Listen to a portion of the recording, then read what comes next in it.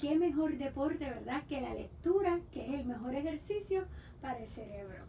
Mira, hoy yo me engalano, para mí de verdad es un privilegio. Es una persona que a mí me encanta tener mujeres espectaculares, que yo siempre estoy contenta con todas las cosas que ella hace. Para mí es un ícono de, ¿verdad?, de las comunicaciones. Siempre uno como profesional siempre tiene una persona que son mentores, que uno, como una persona que siempre uno admira. Yo la admiro muchísimo a ella. Y la invitada de hoy se llama Vanessa Marzán. Vanessa, bienvenida. Muchas gracias, qué linda tus palabras y tienen una, ¿verdad?, especial valor cuando viene de otra mujer. Así que lo atesoro, lo reconozco y te reconozco a ti también. Y encantadísima de estar en este espacio. Estábamos fuera del aire hablando de la magia de la radio que nos permite esa intimidad con quien nos escucha. Así que gracias por tenerme. No, y para mí de verdad es tremendo privilegio. Yo estoy contentísima, pero para esas personas que no saben de ti, yo creo que ustedes sepan que ella es ejecutiva especialista en el campo de comunicaciones integradas. Es relacionista profesional licenciada y cuenta con más de 20 años de experiencia liderando estrategias de marcas líderes en Puerto Rico y fuera de Puerto Rico. Y qué mejor que ella que nos cuente, ¿verdad? Yo no es que yo sea chismosa, pero como los héroes de los libros, para mí todos ustedes son unos héroes, porque es tan difícil escribir un buen libro. Ella escribió un libro que se llama Conecta Más, Habla Menos, y el mismo ganó Amazon Bestseller, que eso significa que las primeras horas vendió cierta cantidad de libros y eso no lo logra todo el mundo. Yo no lo podía creer, de verdad, yo dije, esto tiene que estar mal. Cuando dije, esto tiene que estar mal porque es imposible. Y yo volvía y le daba refresh y volví y salía que estaba entre los primeros 10 libros y al otro día volvía y lo hacía. Bueno, yo creo que como 3 o 4 días estuvo entre los más vendidos y yo le escribí rápido a la persona de la editorial y yo le decía, mira, esto está bien o esto está diciendo lo que yo creo que está diciendo, porque a lo mejor es otra cosa. Es que para mí en mi mente era imposible y mientras estoy hablando contigo estoy pensando lo que pasó esta semana cuando lo imposible se convirtió en posible con el equipo de baloncesto de Puerto Rico. Ay, sí. Era como ellos decían, yo jamás pensé escucharlos a ellos diciendo, vimos hace 20 años a Carlos Arroyo. Pues así me sentía yo, como tú dices, te sientes como que estás en otra realidad. Y él me dice, no, felicidades, estás en los trending top en Amazon. Así que, wow. Y es bien difícil porque no nada más compite Puerto Rico. Amazon, dependiendo de la región, compite de regiones y Puerto Rico es bien pequeñito.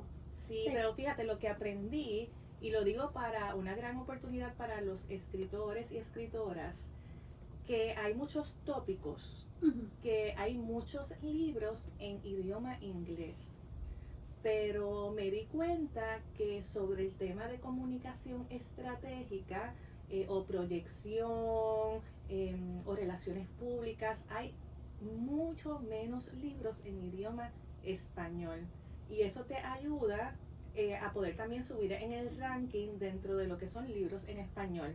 Así que aquellos que a lo mejor tienen una especialidad y no están escribiendo porque dicen, ay, ya hay demasiado escrito sobre el tema, sepan que para los que escribimos en español todavía hay grandes oportunidades. Y qué bueno que lo dices, porque aquí una de las metas de este programa es que a veces soñamos, ay, yo quiero hacer un libro, pero dices, ay, no puedo, no quiero. ¿Quién soy yo? Puedo. ¿O quién va a querer yo pensaba, porque déjenme decirles que el síndrome del impostor lo tenemos todos.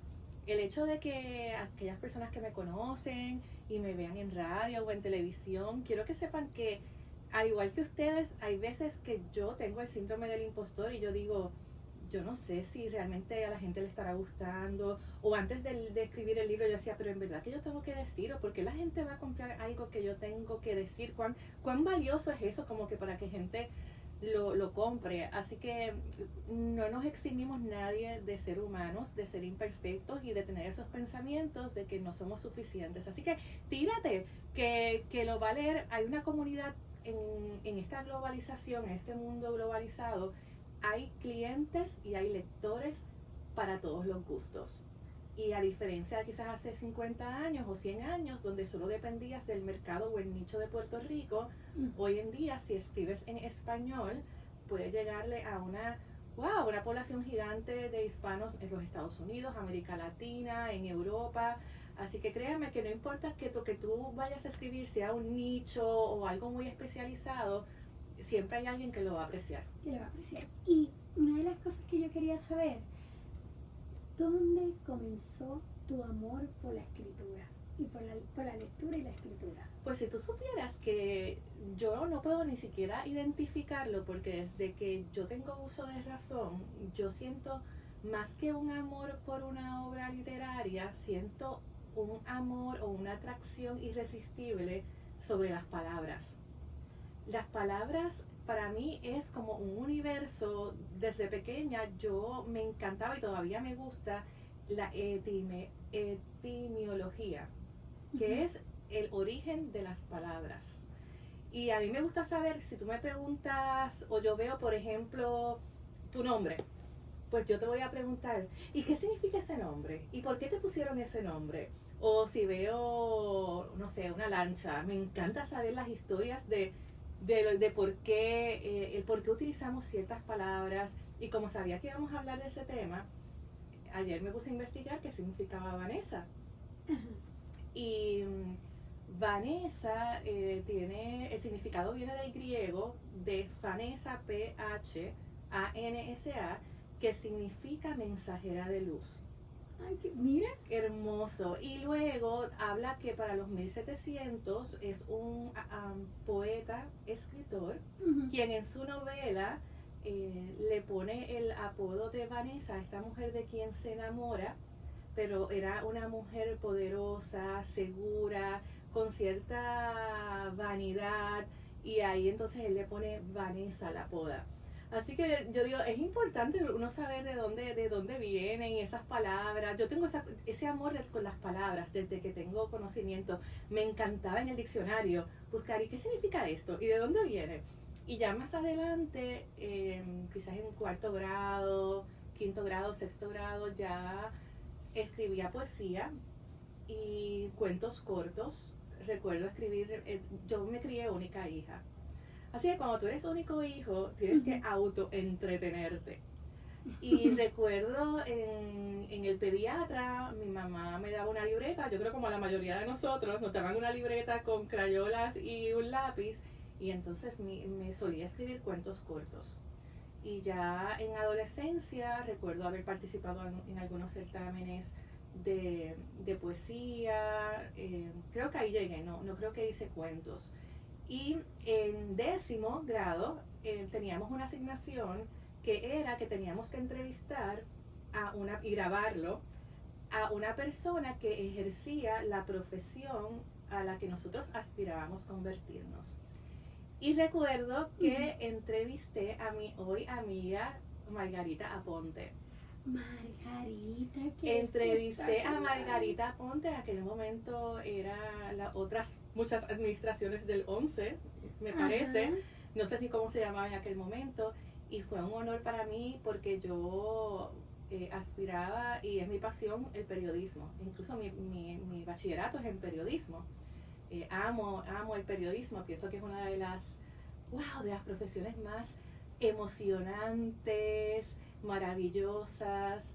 Y entrevisté a Roberto Cortés, me acuerdo también. Así que siempre mi mundo, siendo una niña criada como única hija, introvertida, estaba acostumbrada a estar sola horas en mi cuarto jugando, entreteniéndome, escribiendo, creando mi propio espacio, mi propio universo. Y me parece que es, no sé si es irónico, el hecho de que siendo tan introvertida, de no sentirme, el querer desarrollarme dentro del mundo de la comunicación. Así que pues por ahí, ¿verdad? Como dicen en buen español, in a nutshell, por ahí viene mi amor por comunicar. Recuerdo que a mis amigas las obligaba a jugar a emisoras de radio.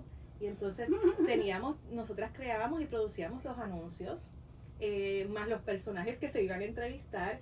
Así que bien atípico otras niñas que quizás pudieran estar jugando a maestras o a mamá. A mí me gustaba estar cubriendo guerras internacionales como reportera. Wow. Y creando y produciendo dentro y fuera de la radio.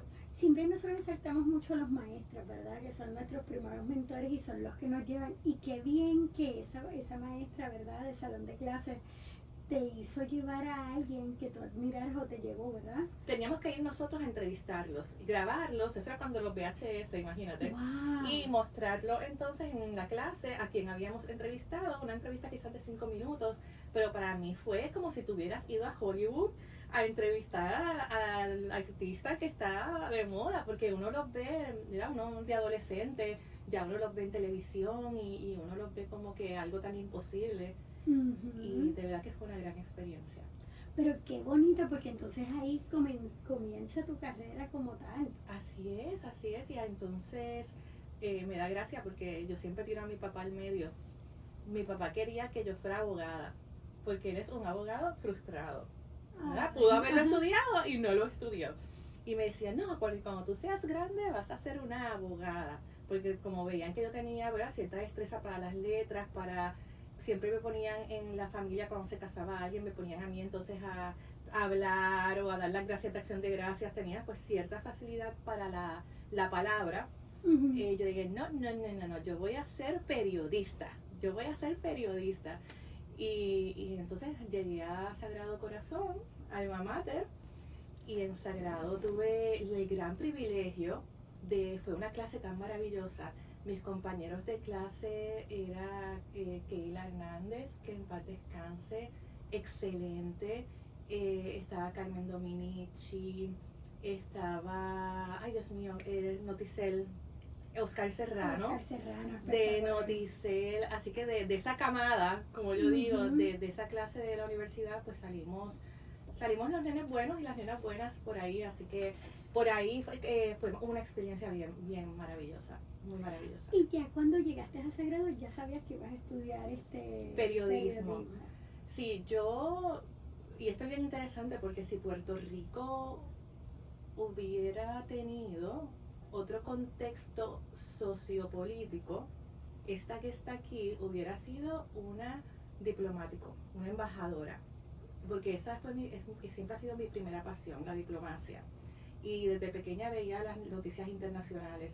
Pero cuando me vi en la disyuntiva, yo decía, pero es que si voy a trabajar como diplomático, voy a trabajar en una embajada de los Estados Unidos. Entonces, claro que es maravilloso, pero cómo ese trabajo y ese esfuerzo y ese sacrificio va a repercutir en Puerto Rico. Entonces ahí dije, bueno, pues entonces si no, yo tengo una vida que está dirigida por el propósito. Y si yo no veo que hay un propósito ulterior a lo que yo estoy haciendo, pues entonces ¿para qué lo voy a hacer? Entonces ahí decido irme por las comunicaciones. Entras en comunicaciones y entonces te desarrollas como relacionista, ¿cómo se da ese vuelco de la vida?